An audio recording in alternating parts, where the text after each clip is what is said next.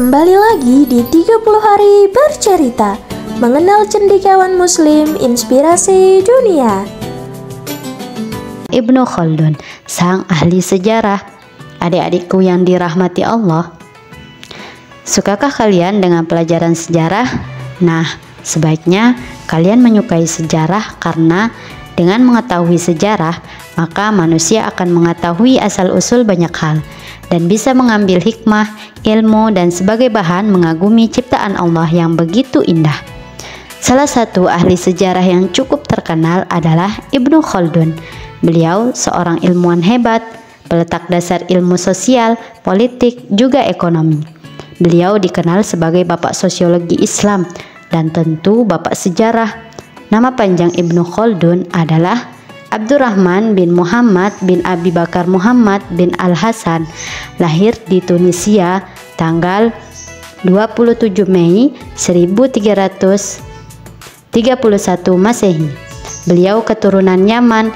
Sejak kecil, Ibnu Khaldun terkenal sebagai anak cerdas, perhatian, dan memiliki rasa ingin tahu yang tinggi juga kreatif. Beliau mempelajari banyak sekali ilmu pengetahuan seperti syariah, ilmu hadis, usul fikih, tauhid, bahasa, fisika, dan matematika. Semua yang dipelajarinya itu memperoleh nilai yang sangat memuaskan. Masya Allah. Tahun 1352, Ibnu Khaldun menuju Iskandariyah dan Kairo. Di sana beliau menghadap Sultan Mamluk Az-Zahir Barkuk yang menunjuknya sebagai guru besar fikih mazhab Maliki dan hakim agung Qadi di Mesir.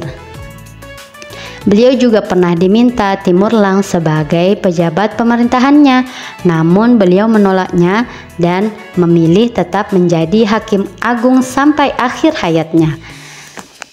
Adik-adikku yang solih dan solihah, sejarawan Barat menghormati Ibnu Khaldun sebagai sarjana pertama yang mengemukakan mengenai prinsip-prinsip sosiologi, keadilan sosial, dan politik ekonomi jauh sebelum Karl Marx.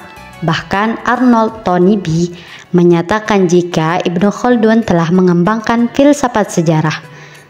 Salah satu buku yang terkenal dari Ibnu Khaldun berjudul Muqaddimah, pendahulu, yang membahas teori sosial, politik, dan pengembangan masyarakat serta pembidangan ilmu pengetahuan yang terus dikaji hingga kini. Salah satu kelebihan buku ini adalah mengulas Afrika Utara, juga mengenai sejarah dan kondisi sosialnya yang luar biasa. Hingga tak mengherankan jika buku ini menjadi rujukan utama dalam sejarah penaklukan wilayah itu oleh bangsa Arab. Menurut Ibnu Khaldun, sebuah negara tergantung pada tokoh-tokoh pendirinya yang memiliki tekad kuat untuk mendirikan negara. Kemudian disusul oleh generasi kedua yang menikmati kestabilan dan kemakmuran dari generasi pertama.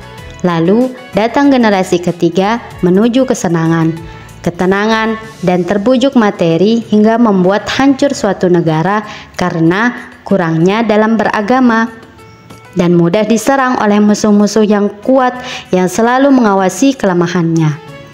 Ada satu pesan Ibnu Khaldun yang penting diingat oleh generasi muda: jika suatu wilayah negara bisa hancur apabila masyarakat lemah dalam beragama atau tidak taat pada perintah agama, maka pendidikan agama dianggap penting menjadikan insan yang bertakwa dan beriman.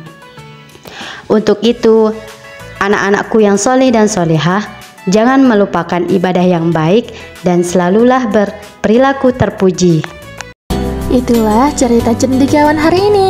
Besok siapa lagi ya? Stay tune.